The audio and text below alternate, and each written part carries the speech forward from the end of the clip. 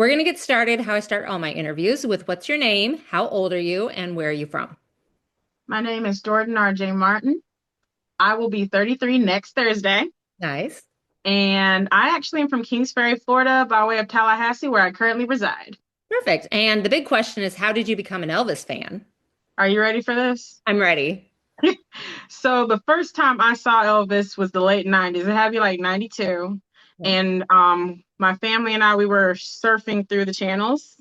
And my mom and I were like, oh, this is going to be a good movie. And I see this beautiful vision of a man, dark black hair, beautiful blue eyes, pouty lips. And I'm like, who is that?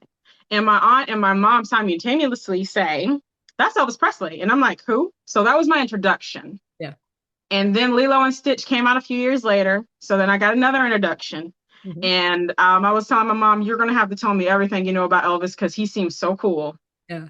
And when I got to college, I was able to download all the songs I wanted from him. Then Elvis 22 hit. And I was like, I got more in depth with it. I fell in love with him. Like, I liked him before, but I fell in love with him after watching the movie. Mhm. Yeah, that there was something in the movie. I came from the movie. So like there was something sprinkled in that movie that just made me like come back for more. So, have you had a chance to get to Graceland during your fandom? I've always wanted to go to Graceland since watching the Lilo and Stitch movie. After Elvis 2022, March 2023, me and my mom went to Graceland. Oh, fine. So what was that like to be able to go and like see all the exhibits and be in his house? Like, what was that like? Well, March in Memphis, Tennessee is freezing. Yeah. I my mom, I sadly I walked my mom to death the day before. And so she was like, Jordy, I'm not gonna be able to go. I can't do it. I was like, okay. So I went by myself. I paid for the minimum ticket, Mhm. which was $80. So I was in line forever. But when I got into Elvis's house, it was literally like being in Elvis's temple. Yeah. Being able to just being a Christian is hard to say this, but like next to just be in awe Yeah. of the beauty that is his temple, his home, his safe space, his haven. It was overwhelming but exciting. Like I was like, I just need to remember every picture I see is just a picture Mhm. and not Scream. And my Yeah. boss was like, Jordan, Scream, it's Elvis. That's what he would like, 100%. Like, what Yeah. I felt, I don't know, it just feels like weird when I go in there. Like, I feel his presence almost. Like, he could walk down the steps at any time. Like, it's such a strange feeling. But, like, getting to walk through the meditation garden and all that stuff and, like, be able to pay my respects and everything. Like, what's that? What was that like for you? It was awesome. For me, I was like, I know when I was against one of the pillars, I'm like, Elvis, this was one that he was leaning against. This is the door that he had the keys to, the knob that he opened. And I was like, I'm touching it, I'm admiring it. Like these are the stairs he went up. And I'm not gonna lie, like when I first went into Graceland, I was at the stairs for a second, just trying to look to see if I could see his bedroom. Yeah. Oh yeah, of course. We all do I'm always like, that. Well, yeah, it's such a great like place that we have is that a lot of fans of other celebrities that have passed on, like they don't have a central point they can go to and like be able to go see and celebrate him and like see his jumpsuits and like tour his stuff and like I think we're really lucky in that sense that we get to do it. But that's awesome that you got to be able to do that. So I have to ask, Elvis does have a complicated legacy. And mm. especially in the Black community, there's a lot of talk of, him appropriating music and, of him being a racist and things. So, like, how do you navigate those conversations and those perspectives personally? Well, being part of the Black community, we are very, what's the word I'm looking for? Because so many people have tried to take away our heritage and our culture, Hmm. we are very protective of it. But I feel like in my heart, Elvis Presley was not trying to take it away from us. He was just adding. He admired it. I mean, the first hit he had was That's All Right, Mama, which, is Arthur Big Boy Crudup song. Hmm. It's because he loved it. He covered a song that he loved. I don't believe he stole anything.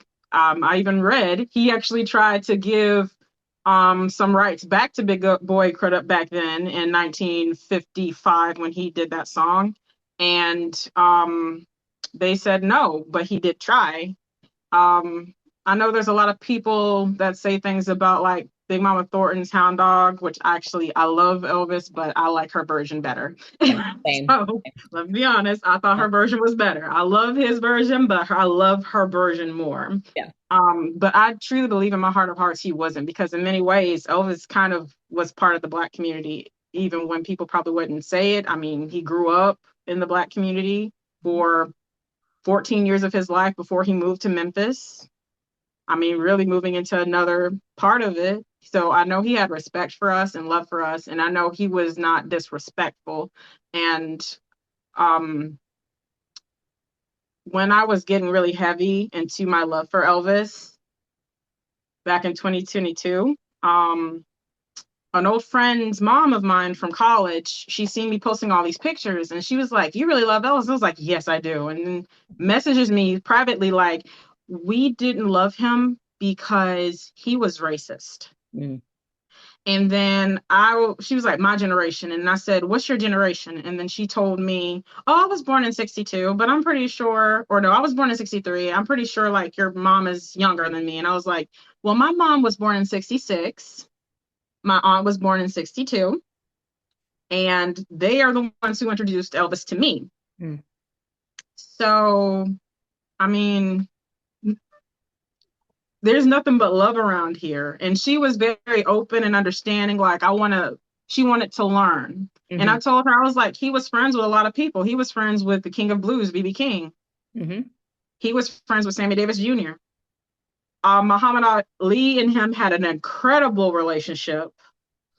To Muhammad Ali actually gave like a little eulogy somewhere on him. And I was like, oh, that just touched my heart. It's just so sweet. Yeah. And it's beautiful, like all the friendships he did have.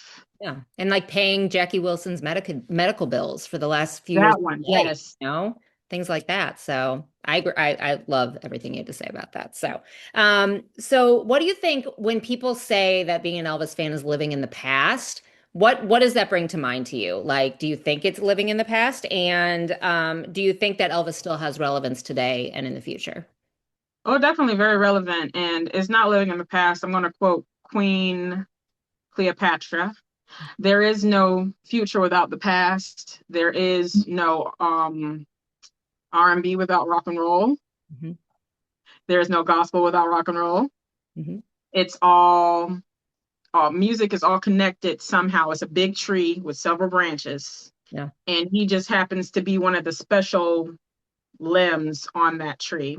Hmm. And it's not living in the past, it's keeping his legacy alive.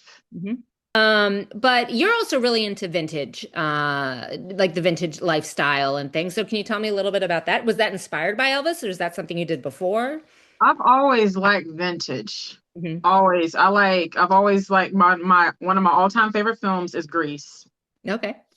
I wanted to be a greaser. I wanted to be a pink lady when Hmm. I was young. And that's another thing. I was like, "Mom, you're gonna have to tell me about Grease because wow," and obsessed, and that's crazy. And I need to get those clothes. Where can I get those clothes from? And I Yeah. had to be like 10, and my mom was like, I would annoy her with it until she bought me the movie. Yeah.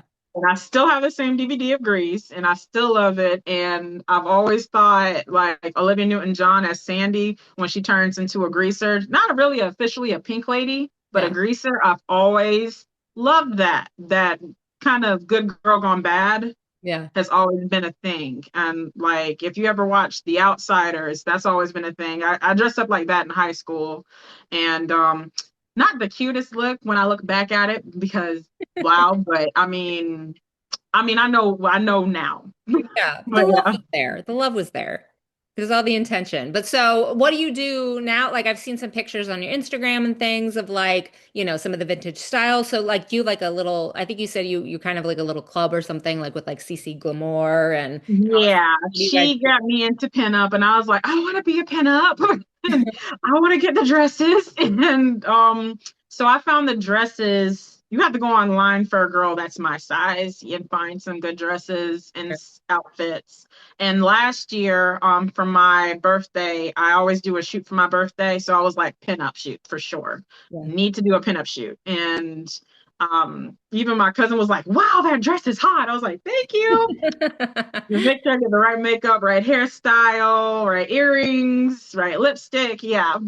So, well, what has surprised you most about Elvis or about like your Elvis journey since, like really diving in?